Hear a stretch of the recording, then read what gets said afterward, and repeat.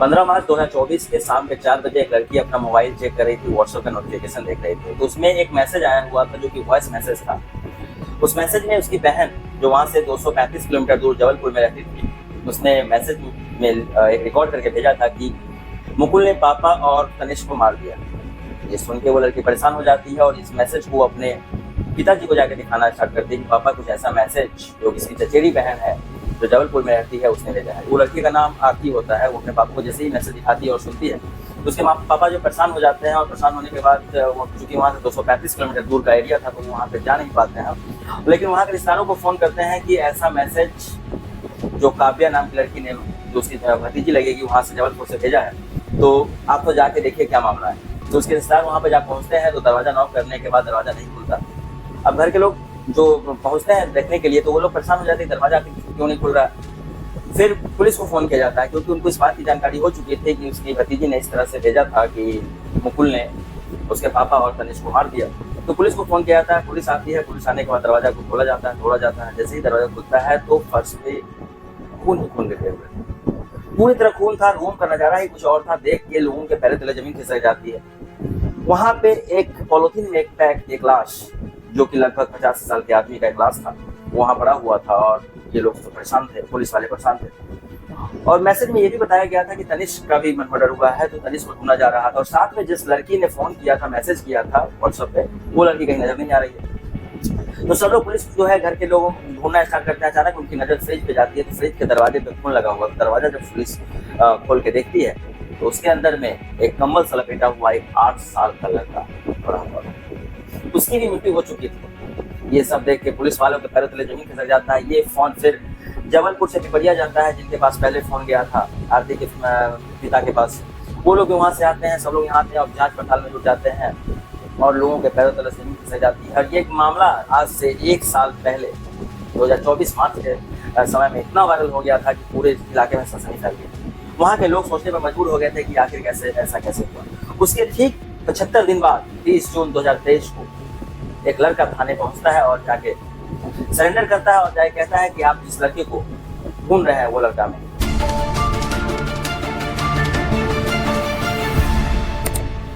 नमस्कार, प्रणाम, मैं प्रकाश स्वागत करता हूं अपने चैनल में। आज की जो सच्ची घटना मैं आपको बताने जा रहा हूं 1 साल पहले की जबलपुर की घटना है, मध्य प्रदेश का जबलपुर। वहाँ का एक रेलवे कॉलोनी का एक थाना वहाँ पड़ता है, सिविल लाइन्स। और उस रेलवे कॉलोनी में एक राजकुमार विश्वकर्मा करके एक आदमी रहते थे जिनकी उम्र लगभग 45 से 50 साल। वो रेलवे में क्लर्क के पोस्ट पे थे, काफी सीनियर क्लर्क थे। उनके परिवार में 2 सदस्य हैं, एक उनका बेटा और एक बेटी। उनकी पत्नी भी थी, लेकिन आज से लगभग 2023 में उस घटना से लगभग 6 या 7 महीने पहले उनकी पत्नी और उनकी बेटी और सब लोग जो वैष्णो देवी मंदिर जाते हैं तो वैष्णो देवी मंदिर में उनकी पत्नी का देहांत हो जाता है। किसी कारण बस उनकी पत्नी का तबीयत खराब हो गया और उनकी पत्नी वहीं पर मर गई। उसके बाद से ये लोग 3 ही लोग उस फैमिली में रहते हैं। और इस फैमिली के बारे में और पता चलता है कि ये लोग इसी गांव से बिलोंग करते हैं। वहाँ से पिपरिया लगभग 335 किलोमीटर दूर पिपरिया गांव है जहाँ के ये लोग मूल निवासी थे, जहाँ उनकी फैमिली रह रही थी। और ये लोग का नौकरी था तो ये नौकरी यहीं पर कर रहा था। तो ये घटना तो बहुत ही दुखद घटना हुई।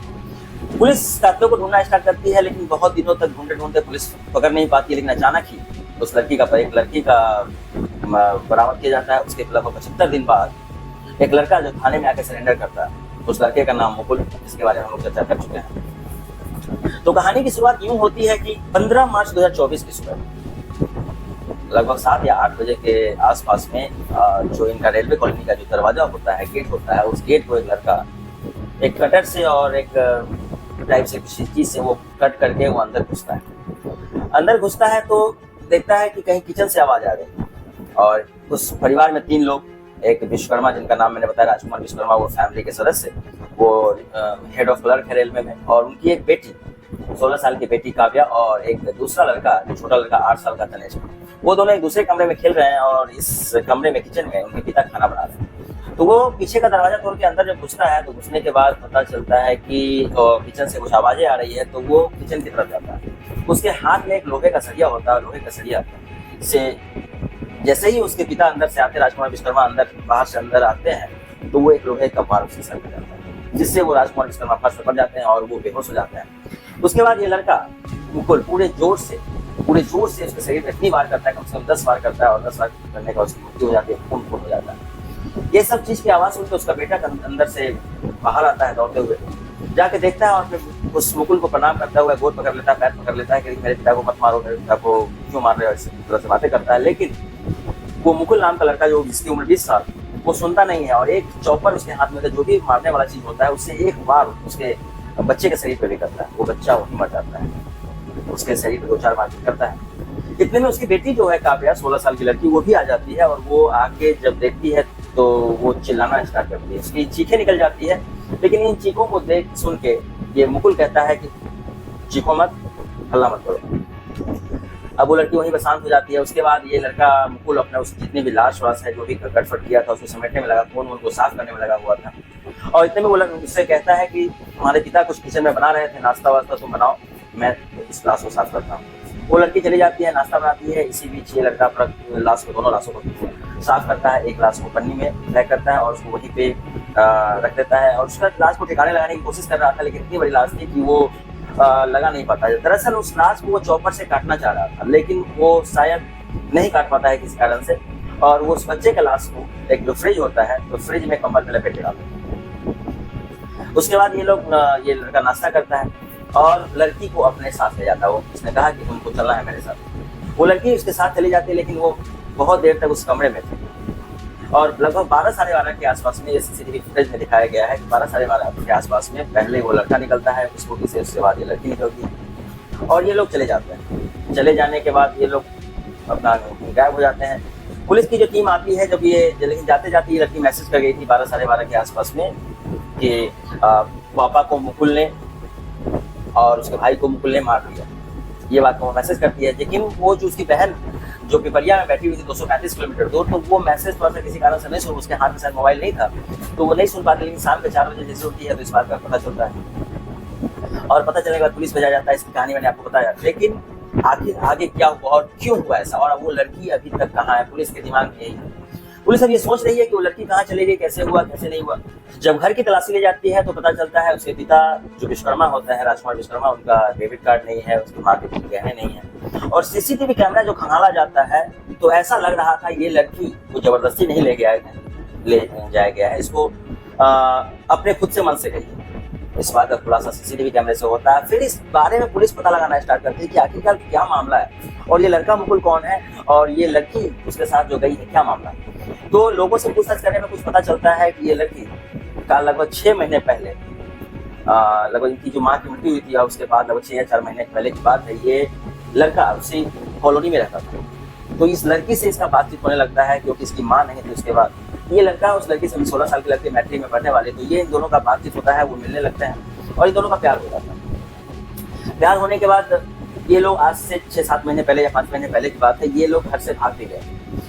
इनके पिता को जब ये बात पता चलती है तो पॉस्को एक्ट के तहत उस लड़के पे कार्रवाई होती है, केस किया जाता है, उसको जुवेनाइल होम में रखा जाता है। लेकिन ये लड़की बयान दे देती है कि मैं खुद उसके साथ भागी हूँ, तो उसको उस समय छोड़ दिया जाता है। उस समय जो महिला पुलिसकर्मी थी, उनको इसको लड़के को पकड़ के, मुकुल को पकड़ के ले जाती है, और उसके बाद कुछ लोगों, एक गली मोहल्ले में एक औरत हुआ करती थी, वो बार बार इस चीज को उनको टोका करती थी। तो वो कुछ दिन तक जेल में था। जेल से जब निकल के सामने आता है तो वो इतना पता चलता है कि उस लड़की से लेकिन अभी भी वो जुड़ा हुआ था। इस बात से गुस्सा होकर इसके पिता राजकुमार विश्वकर्मा अपनी बेटी को गांव में रखाते हैं, ये नहीं है गांव में ही रहेगी। तो वो गांव में ही रहती है अपनी बहन जो आरती है उनके साथ, चाचा चाची के साथ। और ये दोनों पिता बेटी, ये दोनों पिता और बेटे जो है धनेश, ये यहीं पे रह के अपना रहते थे। ये ड्यूटी था इनका, एग्जाम फिर स्टार्ट होता है, किसी चीज का एग्जाम हुआ तो ये गाँव से आए। गाँव से आने के बाद कि हाँ एग्जाम, इस चीज का ये लोगों ने पूरा मोबाइल साफ बैन करवा दिया था। लेकिन ये एक मोबाइल पे एक ऐप होता है मौज, उस मौज के थ्रू ये लोग बात करते थे। और हालांकि वो जो गांव में छोड़ने गए थे तो उसकी भतीजी को समझा दिया था, आरती को, कि तुम इससे बात मत करने देना, या तुम इसमें निगरानी करना इसके बारे में, काव्या के बारे में। लेकिन फिर भी वो बात करते थे, वो दोनों एक दूसरे से जुड़े हुए थे। तो ये जो एग्जाम देने आती है, तो एग्जाम देने से पहले इस लड़के को जानकारी हो चुकी थी, क्योंकि किसी तरीके से ये लोग बात कर ही रहे थे। इस बात की जानकारी हो चुकी कि जब ये गाँव से आई एग्जाम देने के लिए, तो इसके पिता तो ड्यूटी चले जाते थे। तो ड्यूटी पे जाने के क्रम में ये छोटा भाई था, इसको ज़्यादा समझ में आता नहीं था, ये भी शायद स्कूल चला जाता था, तो ये लड़का आता था घर पे। इसी बीच एक महिला भी देखती थी तो इसको टोका टाकी करती रहती थी। तो ये आता था घर पे, शारीरिक संबंध बनाता था, हर सुधा लेता था। उसके बाद ये लोग वहीं पर प्रोग्राम बनाया कि उसके पिता को जान से मार दें, ये लड़का और लड़की। अब ये लोग प्रोग्राम बना लेता है, लड़का अपना दिमाग लगाने लगता है, तो ये भी जितने भी चीज मारने वाला हो, चॉपर हो, चाहे गैस कटर हो, बिल्डिंग जो भी चीजें हैं, ये ऑनलाइन धीरे धीरे करके ऑर्डर करता है। और ऑनलाइन जो ऑर्डर करता है वो अपने एड्रेस में नहीं मंगाता है, वो मंगाता है रेलवे के किसी पास में, रेलवे स्टेशन पे जाकर सामान लेता है और धीरे धीरे करके सामान इकट्ठा करता है। ये सब चीजें ये दुकान से नहीं खरीद रहा था, इसे लग रहा था दुकान से खरीदेंगे तो पकड़ा जाएगा। तो धीरे धीरे ये सारा सामान इकट्ठा कर लेता है और इकट्ठा करने के बाद दिन आता है 15 मार्च 2024। तो ये लोग 15 मार्च 2024 को ये पहले से अपना प्रोग्राम रखे हुए थे। 3 बजे सुबह के आसपास में ये लड़का वो निकलता है, अपने उस कॉलोनी में एंटर करता है और एंटर करने के बाद देखा गया है कि उससे गैस कटर बिल्डिंग से वो दरवाजा सुबह में कर किया था। तो वो लड़की पहले दरवाजा, गैस कटर बिल्डिंग एक बहाना था, मैं आपको बता दूं, जो कटर होता है वो बहाना था, तो वो लड़की दरवाजा खोल देती है। दरवाजा खोलने के बाद वो थोड़ा सा फोर्स एंट्री का किसी तरह से निशान दिखाता है, कटर फटर का निशान दिखाता है और वो कमरे में जाके छुप जाता है, किसी कमरे में जाकर छुप जाता है और वो छुपा हुआ रहता है। वो उसी जब सुबह उसे पिता जगते हैं 7 बजे के आसपास में, वो नाश्ता बना रहे होते हैं किचन में। तो ये लड़की पूरी बात इस तरह से जान रही थी और इसका प्लानिंग ही था कि इसको मारना है। तो जैसे ही उसके पिता निकलते हैं तो उसके जाके वो लड़का उससे वार करता है और इसके बच्चे जाता है। तो ये पूरा धरा कराया जो है वो काव्या नाम है। अब ये पकड़े कैसे जाता है, तो जब यहाँ से वो भाग जाते हैं तो ये अलग अलग स्थानों पे, मैंने आपको पहले बताया था, अपने पिता का डेबिट कार्ड ले लिया था और माँ का गहना ले लिया था। चूंकि लड़का जो है छपरी टाइप का कह सकते हैं, लफो टाइप का जो लड़का था, जिसका कुछ औकात हैसियत था नहीं, तो इसके पास पैसे नहीं होते थे। ये लड़की के पैसे, डेबिट कार्ड और माँ की ज्वेलरी के साथ वहाँ से निकल के अलग जाता है। तो यह पहले रेलवे स्टेशन पहुँचता है। रेलवे स्टेशन जब पहुँचता है तो वहाँ पे प्लेटफॉर्म नंबर 1 पे एंट्री करता है और थोड़ी देर बाद प्लेटफॉर्म नंबर 3 से अलग साइड से निकल के वो बाहर निकल जाता है। फिर जाके वो कहीं से कटनी के लिए बस पकड़ता है, कटनी के लिए बस पकड़ के फिर बीच रास्ते में कटनी नहीं पहुंचे, कहीं और उतर जाता है। फिर वो दूसरी बस पकड़ता है, फिर वो तीसरी बस पकड़ता है। इस तरह से वो बस को बार बार चेंज कर रहा था। वो कहीं जो दूर जाना चाहता था, वो अपना इस चीज को बहुत कोशिश कर रहा था कि वो छूट जाए।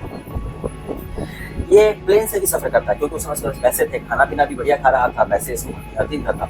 तो पुलिस को इस बात की सीधे खबर चल चुकी थी, तो पुलिस ने अकाउंट फ्रीज करवा दिया। इसके पिता जो डेबिट कार्ड लेके गए लड़की, तो उसका अकाउंट फ्रीज करवा दिया था। तो ये शुरू के 4 दिनों में लगभग 1,28,000 रुपया लड़की निकाल चुकी थी, माँ के गहने थे।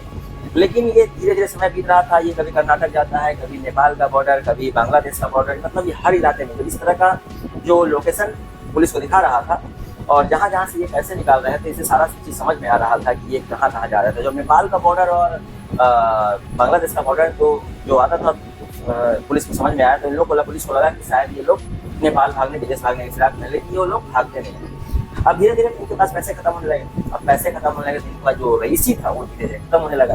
अब ये प्लेन से सफर नहीं कर रहे, ट्रेन से बिना टिकट के सफर कर रहे। अब ये लोग हरिद्वार चले जाते हैं सब जगह से। इधर कर्नाटक भी, बीच में कर्नाटक में भी गए थे लोकेशन में, लेकिन अब ये लोग हरिद्वार पहुंचते हैं। पुलिस ने क्या किया था कि इनका जो फोटो है, इस बारे में ये लोग मोस्ट वांटेड कपल के नाम से उस समय जाने जा रहे थे। तो ये पूरा मामला फैला दिया गया था, पूरे जगह पे फैला दिया गया था। यहाँ तक इस लड़के मुकुल के सर पे 10,000 का इनाम भी रख दिया था पुलिस ने।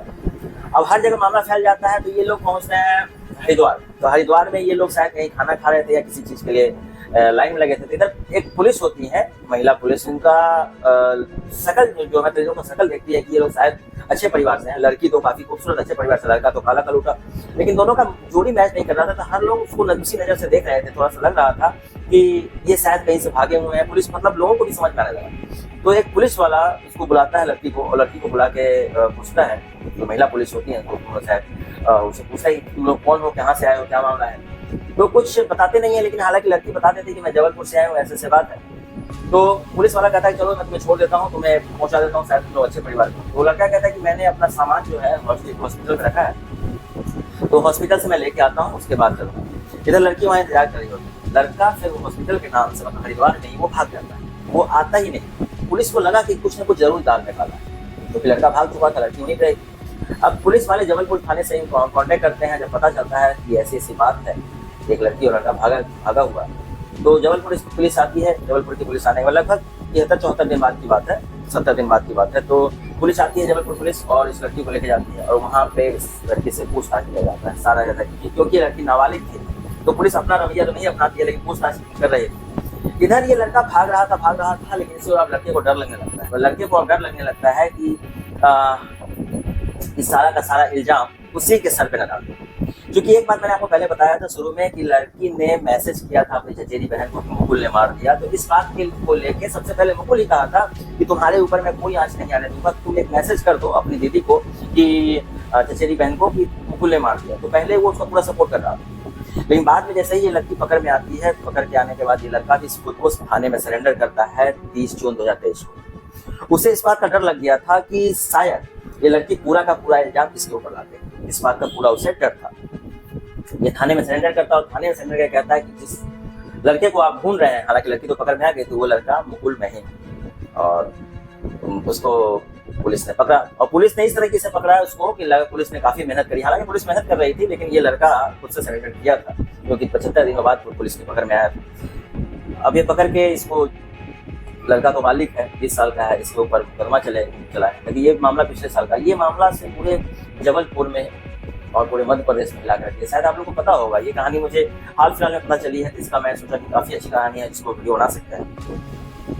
एक लड़की जो 16 साल की उम्र की लड़की, उसके दिमाग में क्या असर डाला उसने, 6 महीने पहले भी भाग चुकी, उसकी माँ की मृत्यु हो चुकी। माँ वैष्णो देवी गई थी, ये पूरे परिवार ये पूरे फैमिली वैष्णो देवी गए थे, जहाँ इनकी माँ गुजर गई थी। माँ का साया उठ गया था, बाप अपने अच्छे से पालन पोषण कर रहा था, बाप खाना बनाता था, खिलाता था, लेकिन ये लड़की गलत कदम पे चली। ये लड़का जो छपरी टाइप का लड़का है, वो उसके साथ कांटेक्ट में आता है, और ये 16 साल की लड़की के दिमाग में क्या क्या भर दिया। ये लड़की भी जो कि अपने एक मासूम भाई 8 साल का, और अपने पिता जो जान से ज्यादा प्यार करते थे उसको। इस कहानी को सुन के तो रोए खड़े हो जाते हैं, इतना दर्दनाक कहानी। आप लोगों से आग्रह है कि मेरे चैनल को लाइक करें, शेयर करें, सब्सक्राइब करें। प्लीज मेरे चैनल को सब्सक्राइब करें। सब्सक्राइब करते हैं तो वीडियो बनाने का एक अलग ही मजा आता है। और कहानी पूरा देखें, और मेरे चैनल मेरी कहानी कैसी लगी इसके बारे में जरूर कमेंट करें। जय हिंद।